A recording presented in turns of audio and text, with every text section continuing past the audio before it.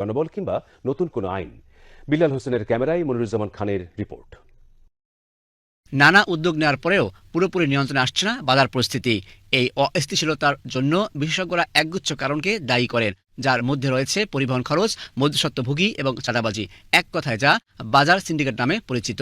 এই সকল সমস্যার সমাধান মিলবে কাজী আবেদুর রহমানের উদ্ভাবিত মডেলে, এমনটাই দাবি করছেন তিনি, যেখানে সরাসরি কৃষককে সম্পৃক্ত করে মাঠ থেকে সংগ্রহ করা হবে পণ্য।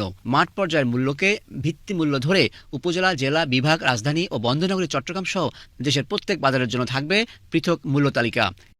যে মূল্যটা আসতে হবে একেবারে প্রান্তিক মূল্য থেকে। উপজেলায় যদি 25 টাকা হয়, তাহলে এই 20 কিলো দূরে জেলা পর্যায়ে এটির মূল্য 30 বা 35 টাকা হতে পারে, কিন্তু এটা 90 টাকা হতে পারে না। 64টি জেলা থেকে এই মূল্য ঢাকায় এবং চট্টগ্রামের বিভাগীয় কমিশনারের কাছে প্রেরণ করা হবে। দায়িত্বটি সরকার পালন করবে, ঠিক